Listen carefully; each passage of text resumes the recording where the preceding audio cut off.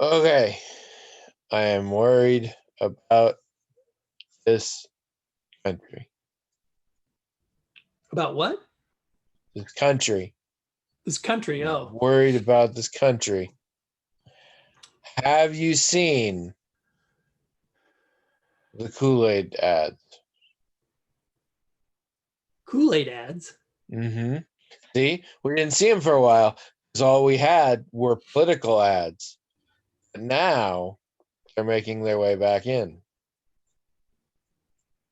Yeah, no, I haven't seen any ads. Kool-Aid has had a marketing campaign for a while now. It's all animated, which I suppose is really helpful during COVID. And it's kids, and then they're all the same. The premise is there's a child somewhere drinking soda or pop, depending on where you live. Somewhere else, the Kool-Aid man is doing something innocuous, like shaving, but it's with a squeegee, so like, cute. Uh, he will sense that the pop is about to run out, and then he will show up and bust through the wall and bring Kool-Aid. The slogan is literally Kool-Aid for when the soda runs out.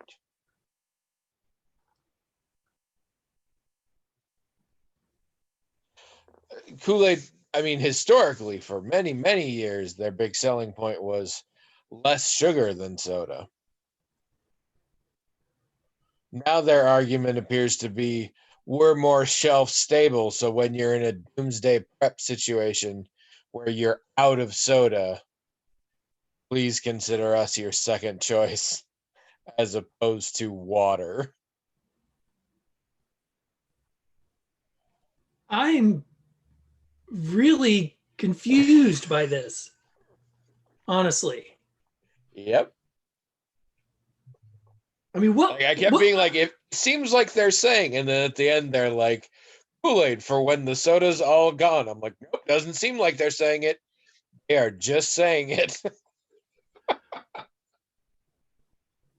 Well, what was the conversation like in the ad room? Look. Okay, Phil. I mean, I know you're new here, but the whole "we're finally gonna beat soda" culture died out in the late '90s. Man, that was the closest we were gonna get. So you need to tone that kind of language down. We're still good with 30% less sugar, but we got to be realistic here. They're only coming to us after soda's gone.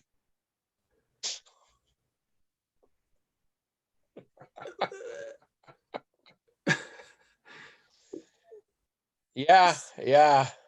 So they think the consumers, when they go to the store and buy Go some ahead. sodas that their kids are going to drink, that they're I'll going to follow that they're behind going to you. You think you keep going down this path. that the person who's buying the soda is going to think, "Oh, and I better get some packets of Kool-Aid in case this runs out." Because I'm clearly not buying enough soda. Or hey, if I buy enough packets of Kool-Aid, I don't have to say no whenever the kid asks for a soda because even if it runs out, there'll be something else to drink. Exactly. As long as they're getting that fix. Also, and maybe like unlike like I knew you would be with me on this. And I feel like we're not alone on that. This one could just be me. But it also feels disconcertingly too few steps away to someone just making Kool-Aid like using Coca-Cola instead of water. I don't like conflating the two. I much preferred it when it was pop versus Kool-Aid. I don't like it's now they've joined forces. I just had to work out marching order, but otherwise they're fine. Yeah. Yeah, I don't like them on the same team. the enemy of my enemy is my friend, I guess. Yeah, Is, yeah. is the thinking. we're all in agreement. We want those kids diabetic now. But it's like, it seems like the people in the ad rooms that work for beer commercials are going to be so tempted, to say Bud Light when the soda runs out. When the soda runs out. Speak into your No, dad's beer. I don't know. That just doesn't. it's 4:30 and you've officially finished homeschooling your kids for another day. Maybe you can get in a quick round of Call of Duty before it's your turn to make the supper. And your kids drank all the Mountain Dew. Well, 5 o'clock somewhere. Bud Light for when the soda runs out. When the soda runs out. I mean, and as you're pointing out, they're kind of giving up, right? It's like, look, we know you're not going to buy Kool-Aid for your kids. We know, buy sodas. We know that. But just think a little bit about this. What if it runs out? I mean, it could run out. Has it ever run out? Sure, it has. So maybe buy it for that reason. I mean, Does this feel like was it Avis car rental? They used to have their slogan about we're number 2, so we try harder. Is this like the sweetened soft drink version of that? And how much soda only comes in those bottles and cans. You can't make your own. How much Kool-Aid do they think people will buy? Right? Because you're not going to buy very much if it's just there for when the soda runs out, and you're going to go back to the store every other week to buy soda. So it's just this reserve thing that you have 6 packets of and you won't probably ever buy again. So how is this going to motivate people to buy a lot of it? Much less any of it. Because it seems like, to me, the commercial is saying, make sure you buy enough soda. That's what the commercial's really saying. Right. Is there a conspiracy theory we don't know about like achieving peak soda? Like maybe they're talking climatically here. Like we know the soda's gonna run out. Like the way we're abusing our environment, there's not going to be soda soon. So you'll still have Kool-Aid. Who owns Kool-Aid? The company that owns Kool-Aid? Because if a soda company owns Kool-Aid, then they're not going to care, right? If the commercial encourages people to buy more soda and more Kool-Aid, I guess, then they win both ways. No, that's what I'm saying. I'm saying they have, unbeknownst to us, Kool-Aid had just stopped advertising. Now Kool-Aid has found the secret truth that within 10 years we'll be out of soda. And so they're just putting out there, it's like, for when the soda runs out, because it's gonna, 95% of all creditable scientists have achieved consensus on this. We're gonna run out of soda. I think Coca-Cola maybe owns Kool-Aid now, and they're just, I'm sure they're just playing both sides. Don't tell them not to drink it. Be like, when it runs out, switch. Like, you had enough soda. I think you better switch to Kool-Aid. I mean, pace yourself. It's a long day ahead of us here. Christ, man, it's only 11:30. You got most of your school day left. Maybe what they need to do is not sell Kool-Aid in those packets where to make the proper amount of Kool-Aid, it's like a whole big pitcher's worth. They just should sell it in small amounts so you can put it in a bottled water with a little sugar and shake it up. Maybe they should just make it in those portions. Things, right? Yeah, but I don't think Kool-Aid sells them in those portions. No, they 100% do. Oh, do they? Which is a problem if you're my wife. What's that? And actually, it's a problem if you're me, too. Sometime somebody gave us some Kool-Aid singles. Oh, And the Kool-Aid problem, singles. Oh. well, no, Kool-Aid singles are those bottle things. Oh, they're already That they made. You see. don't. Yeah, You yeah. don't. No, Okay. somebody gave us packet ones that were kind of like the Crystal Light ones and things like that, but it was for Kool-Aid. But here's the problem.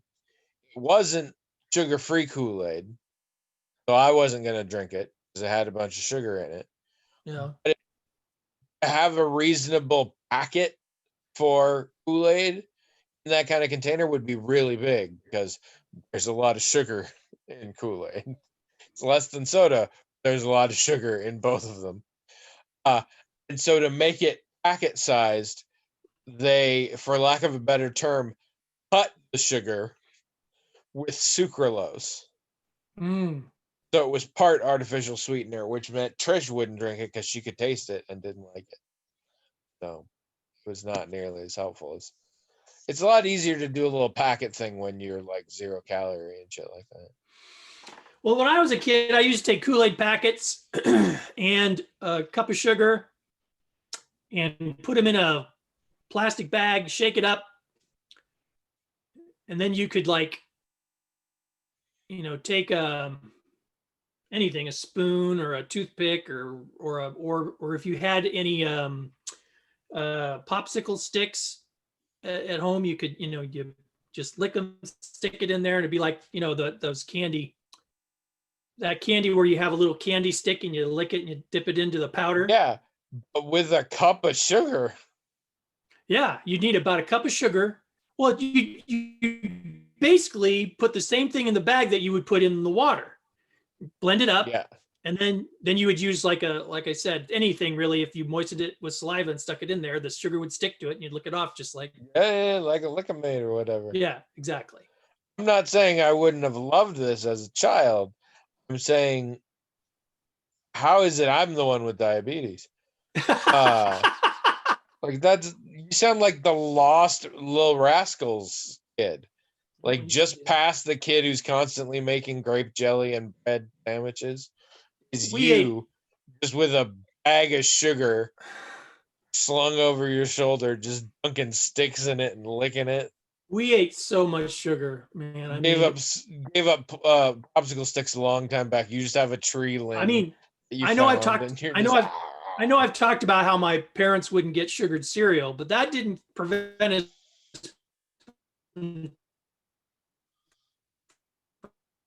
from putting sugar on it. Your audio lots has of cut times. out over Too here, much. so it just then I looks would like you're trying to really make a poignant look up with your face, but not actually finish your own sentence. Oh well, it's not important. You had a lot of sugar. That was Yeah, was too how they much got sugar. me to exercise. If I was willing to go on a walk to the 7-Eleven, I could buy something from 7-Eleven. Which, on a certain level, I understand what they were going for, but Well, how far away was the 7-Eleven? more than a mile each way. Oh, That seemed like a lot when I was little. Kind of a fun walk. You go like through the neighborhoods, not along the highway.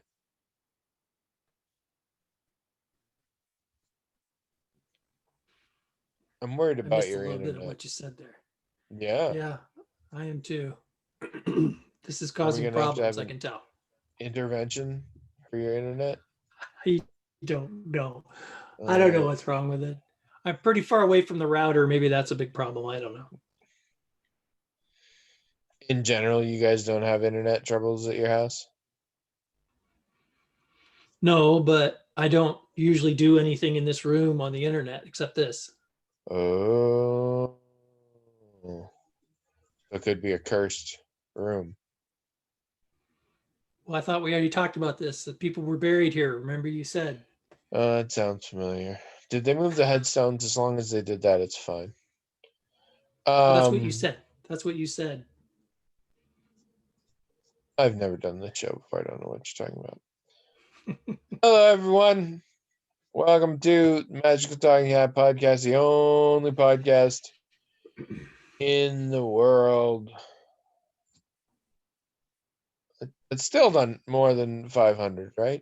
I know last week we had done more than 500. We're the only ones who've still done that. I'm Tony. And I'm William, and this is episode 503. See, I was right. More than 500. Yep. All right, I do remember how this show works. I should go through that. If you're joining us for the first time, bad luck. We have a hat over there. It is magical in that it has its own email address, themagicaltalkinghat@gmail.com. People, good people, kind, wonderful people who make podcasts worth podcasting. Write that email address, themagicaltalkinghat@gmail.com. With little notes, comments, topics, questions, things like that. The hat, all on its own, magically transmogrifies those emails into little note cards with the information written on them, manifest physically within the hat itself. It's these guys, draw the note cards out of the hat at random, read them on the air, talk about them until we're bored, do that for about an hour, and that's the whole show. We have the parts that aren't, which is most of it.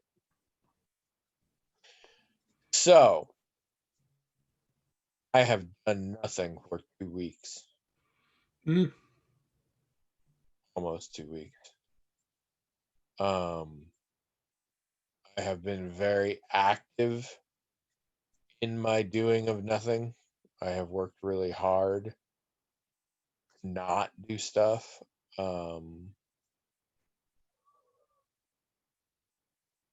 So I barely know what day it is. And I have no idea what's happened in the world in the last week or two. So, how's it been? No idea at all?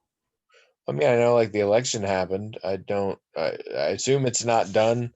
I assume it still mostly looks like Biden will probably win, but we won't actually really know for days, and that'll be before the lawsuits kick in. Well, that you know quite a bit for a person that doesn't know anything. That's from guessing. That is 100% guess. That's just how I assumed it would be. Well, you are missing some interesting nuance that you probably don't even want to know. Hey, because my mom couldn't resist emailing, I gathered from context, apparently we went pretty red here in Iowa. Oh, yes. The state house on both the Senate and the House side has more Republicans now. The state the Electoral College went to Trump. And also, we're probably going to have more. Joni Ernst won, so that's 2 Republican senators like we had before. And we're going to have more Republican representatives, it looks like. Our district, the 2nd district, the race is too close. There's probably going to be a recount, but there is a chance that we will have a Republican as our U.S. representative. We had a Democrat for years, Loebsack, for many years, who retired, and it may be that his replacement. Okay. It may be his replacement is going to be a Republican, maybe, but perhaps not. We'll see how the recount goes. The vote is so close. Usually recounts don't really amount to anything. I mean, but that's because a lot of recounts are triggered when there's, sometimes thousands of votes different. This is within hundreds of votes. So the recount could really mean something. So we'll see. All right, but none of anything ever is resolved there. So just how's you been? What have you been doing? I mean, lots of things. David was here today at my house. This does not seem like good protocols. He wasn't like in the house. He dropped something off. He dropped something off for me. It was a glass. It's a sort of a mug but it's made of glass, and it's a frosty root beer with like the character, the Frosty from the little elf guy that's on the frosty root beer bottles. You know what I'm talking about? I think so. He had one of these, and he In my day, it was a bear. Frosty. No, A&W though. They were obsessed with bears. That's right. But when I was a kid, my two favorite root beers was A&W, which was my absolute favorite, and Frosty. Those are my favorite root beers. And I haven't had Frosty for a very long time. I only learned today that you can go to the local Hy-Vee and get some. I was gonna say, I think I saw it the other day at Hy-Vee. Yeah. I think that's regional though. I'd never heard of Frosty root beer before. Made with sugar. I mean, I have many, many, many times, but not as a brand name. Frosty root beer.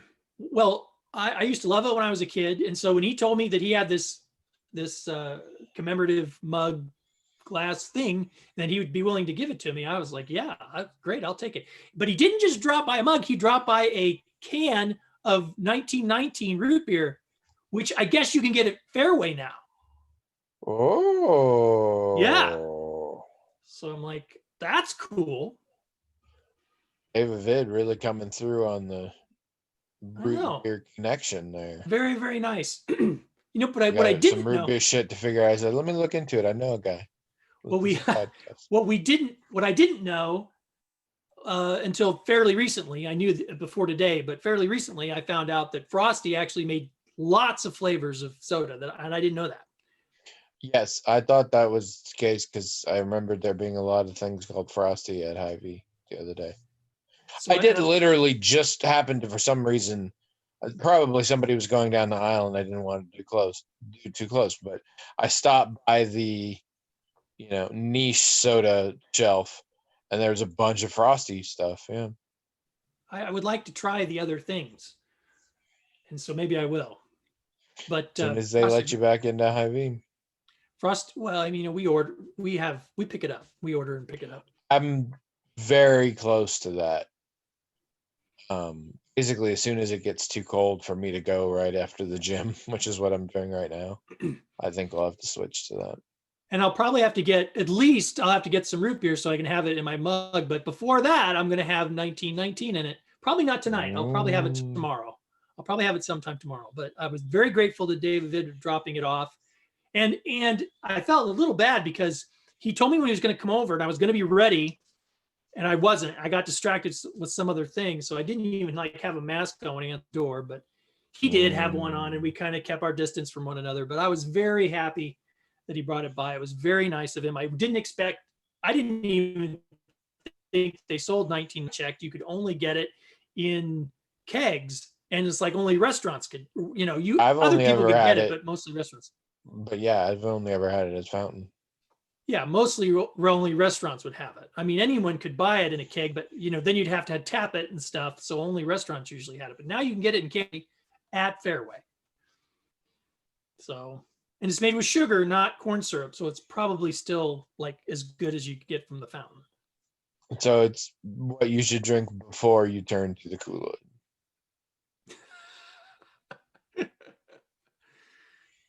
That's such a dumb ad campaign. It should be the next side is whatever soda company owns Kool-Aid, whatever their soda, they'll be like, here, for before you open the Kool-Aid. When the soda's gone. Cool. That's the word. Yeah.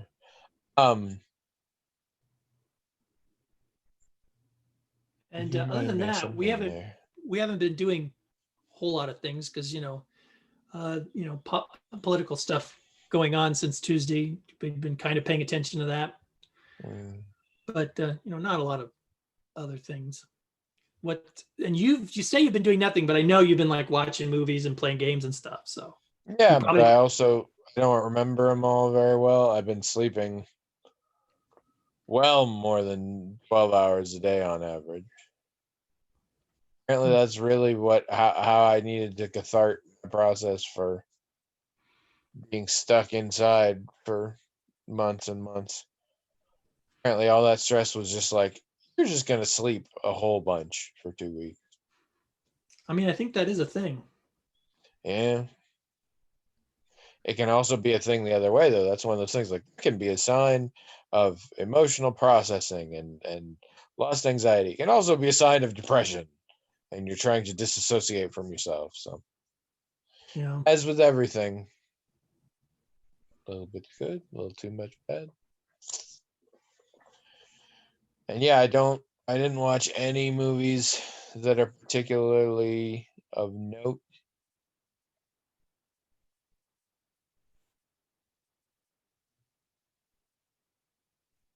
Aren't you playing a game or anything right now? Or Yeah, but we took this week off because the election. We're just now setting up a game that's basically freelance police in space. yeah, I think I Um, remember you talking about that. yeah, Ashen Stars. I've been looking at it a little bit more differently going through it this time. It really is. It's kind of post-apocalyptic Star Trek because it's basically we achieved the ideal version that is Star Trek and the Galactic Federation, and then something terrible happened, and it was a war. There are bits of it that our brains don't remember quite correctly, and now we're trying to put the pieces back together of this federation. It's falling apart because of this war. Um, so it's a very interesting playing off the established ideals of the society versus the dystopian reality you're now in, and that's kind of a theme for the game. Is the erosion of ideals and the potential corruption therein.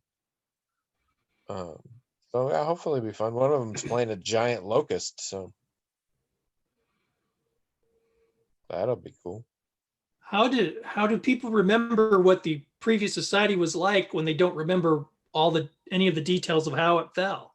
They do sort of. What happens is this random monster, alien species, attacks, and they're really bad, and they have technology like nobody's seen, and irradiate entire planets very quickly.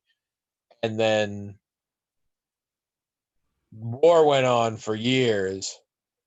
And then something happened, and suddenly the entire species of bad guy were just gone.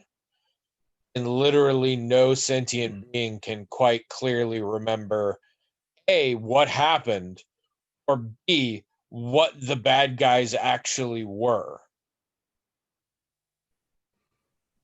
It's like they call it the bogey conundrum, and it's just a thing just everybody has. So you can kind of know, like, yeah, I fought in the war and I was around here, but you can't remember any details because you can't remember who the bad guys were, I and I know nobody we can talked remember what the end is. I know we talked about this before, but I don't think I ever quite understood why is the game made like that. I mean, what is it? What's that mechanic trying to achieve, or Um, that people don't know? I don't I get. think, I think the establishment of the idea was like I talked about, taking this Star Trek idea and being like, okay, but what happens if that falls down? How do you deal with that? I think making the end of the war and the current situation unknown is just a way to be like, here's a fun thing you can play with if you want. Here's an obvious mystery that your GM can make it whatever it wants. But you also can just ignore it if you want. And then I think it lets you shortcut a lot of things. You don't have to deal with certain elements of Fallout from the war because, like, nobody remembers them. Uh, but mostly it's Robin D. Laws who has been making games for decades now. And it was probably just something he was drinking one night and got that idea in his head. He's very big on, like, this is the framework. I'm not going to write more books and tell you, like, what happened in the setting. This is the framework of a setting. As soon as you start playing it, you're building it into your own thing. Okay, but you could achieve that by just saying make the bad guys whatever and whoever you want. Why go the extra step to say nobody remembers? Because now you Thought have it to work sounded that. cool, Oh, okay. I presume. Okay. Let's just don't understand, I guess. He just like to put a bunch of weird crap in there, but I don't understand either. If I did understand, I could probably make a lot of money writing up these books and these games like he does. Well, apparently you can just make stuff up that doesn't make any immediate sense, and that's okay because people will buy it, I guess. Dude wrote a book called Hamlet's Hit Points. Did very well. Okay. Robin D. Laws is one of the granddaddies of the role-playing game world. I do not question it. He's one of those guys who could be chosen to host something and then spend the whole time pissing off all the non-white male audience. You May have what do you mean? come up a few months ago in a online thing where apparently George R.R. Martin and Robert Silverberg just kind of waxed philosophical about the good old days while they were emceeing a conference, and it angered a lot of people. Oh. And That's I'm just saying interesting. he's old enough; he could totally do that too. Okay.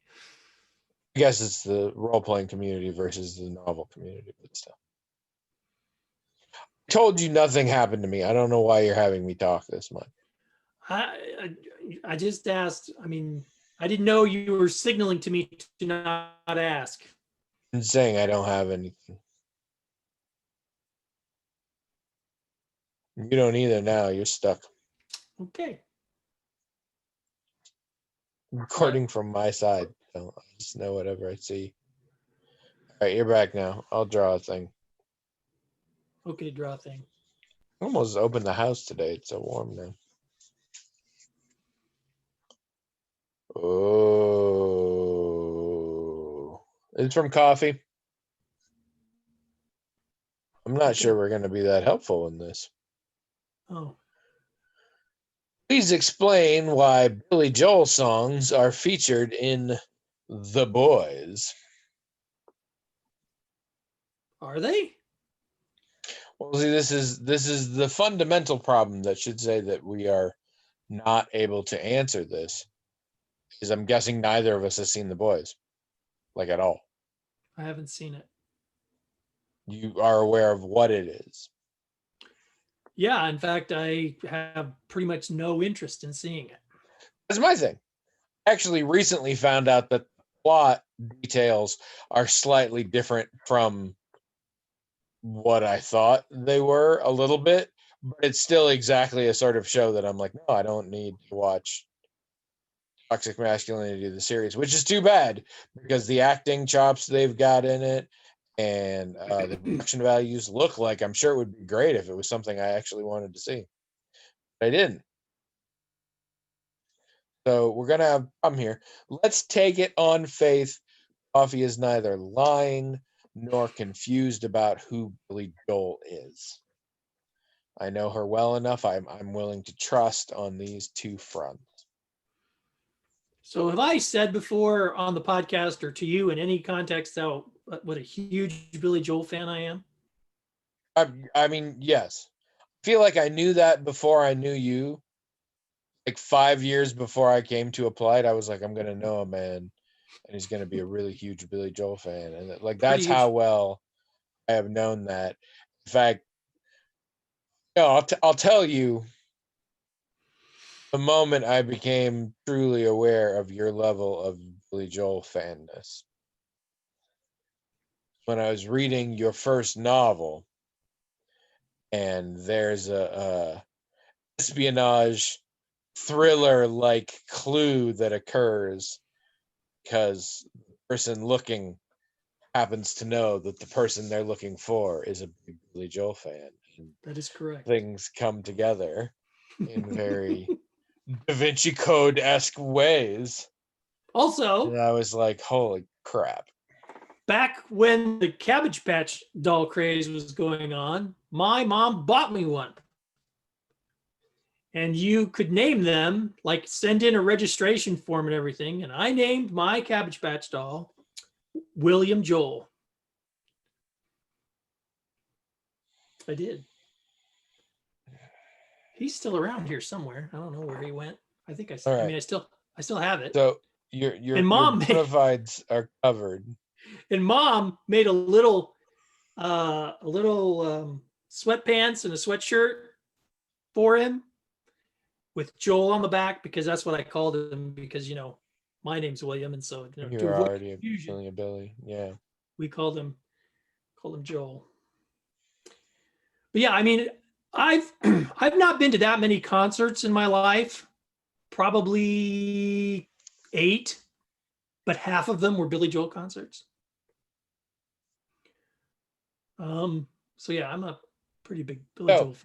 in answer to your question, Coffee, William is definitely the biggest of the two of us of Billy Joel fan. Oh, wait, that wasn't the question, though. Well, Come on. if I was watching the show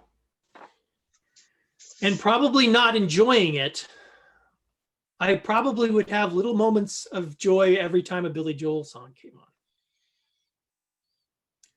I suspect the reason, if Billy Joel songs are in the show, I suspect the reason is because someone who's a showrunner likes Billy Joel or hates Billy Joel. One of those. I mean, that's one of those where I'm like, I don't think you're necessarily wrong, but I don't think that's in the spirit of lively discussion. I'm like, well, that's true. That's true about everything. And that's just sad. Well, if you had to The guess, truth is, so much of art is just random bullshit. yeah. If you had to guess because they hate Billy Joel or love him, which would you guess? I have my own theory.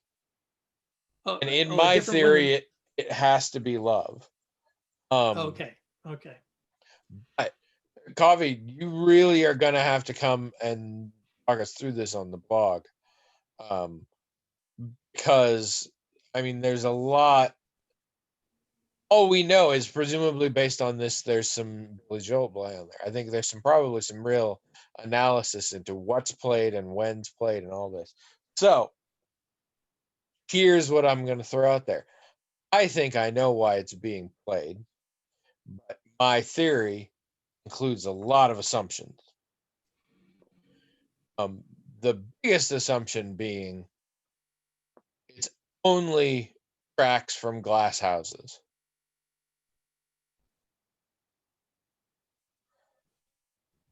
I'm willing to give you a little other stuff up to Stranger, really, but I really do think it's all Glass Houses. And Glass Houses is distinct in certain ways. It is, from a cultural memory perspective, it's still the most famous one. That's the thing. It had a whole bunch of hits for it. If I had to grab 4 Billy Joel songs from one album, walk into a room and bet my life on whether they'd recognize them, I'd be grabbing from Glass Houses every time. And the other thing is, Glass Houses is all about this rebel without a cause vibe, and it's all about being a bad boy and being a street kid, and that was his stick. That was what he was coming out of. But it stopped after that, because after that he was like, yeah, I was an angry young man, but I'm a musician. So he got way more into that. But that first one was very primal. And so many songs that come out of that are shorthand for, ooh, this is a bad boy. Which, as near as I can guess, most of that TV show is just, ooh, look at this bad boy. So you've been conspicuously silent this whole time. Luckily, we do this on YouTube, so I know you haven't left. And you have occasionally made facial expressions in response to what I've said. But what are your feelings on my, I'm now realizing, weirdly intense and detailed theory? I think there's some merit to it. I find it Ooh, merit. I find it highly unlikely. Oh yeah. Mm-hmm. Oh. Well, you have to understand. It's not like, I don't hide the fact that I'm a Billy Joel fan. Therefore, I have quite a bit of experience with people responding to the fact that I'm a Billy Joel fan. Okay. And it's quite a bit of hostility. Oh really? Yes. So I expect that a popular show being about what I think it's about, that there's probably a high probability, not a certainty, but a high probability that the music is used, ironically, which means it could draw from anything. I mean, that they probably love to play like Piano Man over some really violent stuff going on, or things like that. I'm with you though. I suspect that they're not probably going into Nylon Curtain or Innocent Man or any of those. I mean, it's probably going to be older stuff, but drawing, they can probably, because that's the stuff that they like to make fun of the most. Piano Man, Just the Way You Yeah. Are, No, you're Just the Way right. You Are. I can totally see them playing that over something really horrifically violent or something like that. Ironically, Your argument makes total sense, and there's plenty of history to back it up. Weirdly, I think yours is the more pessimistic view of which yeah. normally doesn't happen in our conversations like this. Well, Because to my mind, I'm like, well, only the good die young. Uptown Girl.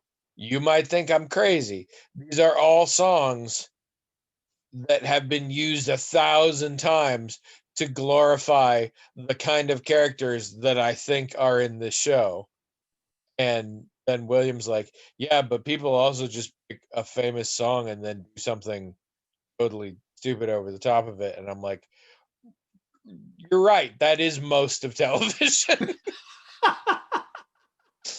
So now I'm like, okay, you might have a point.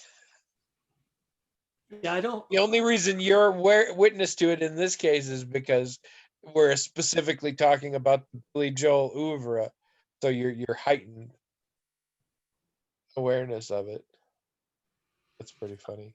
I mean, plus, if another thing that makes me go that direction is if let's say if a character likes Billy Joel and likes to have Billy Joel playing when he or she does things, well then Coffee already knows the reason why it's in the show. And she would probably ask more specifically, why do you think this character is a fan of Billy Joel or something of that nature? But obviously the music is being played to affect something. That's true. To affect something, and she probably has an idea of what that effect is, but she wanted to know if we were watching what we thought of it, and we're not. This is a good question, and it does say theoretically that if it was something too obvious, she'd already known. She wouldn't need to ask. Bobby, you got to get in on this. Go to the blog. We're invested now. Apparently, I'm on team. Let's give mainstream TV creators the benefit of the doubt, which is not where I was planning to be on this or anything ever. But let's see how that goes. All right, I think we got time for another one. Let's do this. Let's see what happens. But hopefully that answers your question, Coffee. This one's from Cave of Id. Who I just saw today. Harry likes to hang around your house. I mean, I saw his eyes anyway. Didn't see his lower face. Did you ever see the original Hot Shots? Nope. It's my version of Airplane. I think because of an age thing. Oh. And I do love, like, there's so many jokes that are referential that don't age well. And there's so many jokes that are incredibly problematic now. Things like that. And then we have a romantic moonlit walk where our hero, played by Charlie Sheen, says, I've got my father's eyes. People have always said so. And then he pulls out a glasses case and opens it, and the girl says, "Oh, that's disgusting." And he's got a pair of eyeballs in the glasses case. Just, just good old fashioned Borscht Belt level humor. It just still cracks me up. Yeah. What are we podcasting? What? Oh, yeah, at Magical Talking. Oh. Ava Vid asks, favorite food on a stick? Porterhouse steak, medium rare. I mean, I as a Iowan, I do appreciate a thing that's not usually a food, more specifically, that's not usually on a stick being put on a stick. I do appreciate that. But I have to say that there's never been a creation like that that made me think that they had improved on the corn dog. I mean, the corn dog is still king to me for some reason.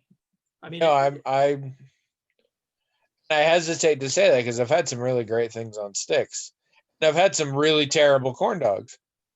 Right. Just desert island, platonic ideal, food on a stick. It's a corn dog. I don't understand cosmology, but it was the first food on a stick. There's no question. However, the universe was created. The first food on a stick was the corn dog. This is something I find funny as I get older. So there is a distinction between food on a stick and deep fried that is not normally deep fried, and we like to sort of blend these together too often. Mm-hmm. I have now hit the point in my life where there are times where I'm like, you know what? I actually appreciate the convenience of this food being on a stick rather than the novelty. Yeah. I had this like deep fried sushi burrito thing on a stick, and it was delicious. And the stick was really well attached, and so you just and I was so grateful for that stick. And I'm like, the stick's not improving the food, but I am old and do not want to deal with fine motor dexterity. Everything goes on my front now, just everything. Yeah, I can just lick it off when I get home, but I have to wait. I don't like that. So. Foods on stick. I mean, something to be said for just a skewer of meat on a stick. Some of our local Asian places, they've got ones where it's like, yeah, $2. We'll stick a couple of pieces of lamb on a skewer for you. So I get those. Meat on a stick is good. Sure it is. You ever do fondue, like for reals? Yes, sir. Even back when I ate meat, I did a couple times. How's your feeling about fondue? I mean, I liked it. I pretty much liked everything about it, except it was it was sort of a frustrating way to eat. Little bits of it. I mean, if you're dipping something in just cheese or something, okay, but like if you were doing the kind where you're cooking a little piece of meat, the oil. Yeah, that part, because that's the thing. When I was little, fondue meant cheese fondue. I had that, and it was great. And then I got older, and the only real problem I had with cheese fondue is because I actually first had cheese fondue in Switzerland, and in Europe it had wine in it, and I was a kid, and I didn't really like. I love molten cheese, of course. Then there was sort of this wine taste, and I didn't like that. But then I was older, and I'm of an age where people in my generation got fondue sets as a wedding gift. Ironically, Oh, ironically. Oh, yes, no, I'm too young to have been given them legitimately, okay. but I'm old enough that people of my I don't know if we might have got them even. People of my age get them, and what that means is periodically you remember you got 3 fondue sets when you were married, and they're in the cabinet, and you're like, "Fuck it, I'm throwing a fondue party this weekend." And my sister-in-law did that one time, and a couple times actually, and so I had full fondue, and we had cheese course, and then we had the oil where you were cooking the meat in it, and then you had the dessert course. And I always found the dessert course a little bit, it felt like too much work. I'm like, pour chocolate over things I'm eating, and I'll do it. Yeah, that meat course is terrible because you need a timer or something. Like, there should be a little fondue timer, especially because as we figured out, you want to put more than one in at a time. Yeah, So you right. don't want to have to wait to cook and then literally one bite and then you have to wait for the next bite to cook. At least 2 at a time. Yeah, how do you know I mean, they tell you how long roughly, but I'm like, oh, My I like experience this. with fondue was the chocolate fondue was by far the most valuable to me personally. Like, just having a whole bunch of stuff on your plate, like maybe some marshmallow, maybe some strawberries, maybe this fruit or that fruit, maybe this, that, or other thing, and just taking it, dip it in the chocolate, and eating it. And that, just keep doing Molten that. chocolate, molten cheese, you're never gonna be bad. Yeah, but I prefer I prefer the chocolate experience over the cheese experience. I think, but you're right. The cheese experience is pretty cool too. So I guess it's all right. I mean, I think they're hitting the same spot. I guess. There's not it's not like one of them is a wholly original idea on the others. Like, you know that thing you like that melts well? What about a lot of it? Yeah, I guess. I guess that's right. I mean, one, you're going to probably use a lot of fruit and you might use vegetables or Yeah, or yeah, or, yeah. or I mean, cooked meats traditional or for the cheese is a bread. yeah, I've bread. also seen vegetables, and then yeah, desserts, fruits, marshmallows. Yeah, yeah, yeah. Wings. Mm, I'm hungry. I haven't had supper yet. Maybe I don't have. Yeah, I mean, I never eat until after we do this. So I don't know what I'm doing tonight because this is the end here. Like, I got today, and I got tomorrow, and then I go pick up my wife.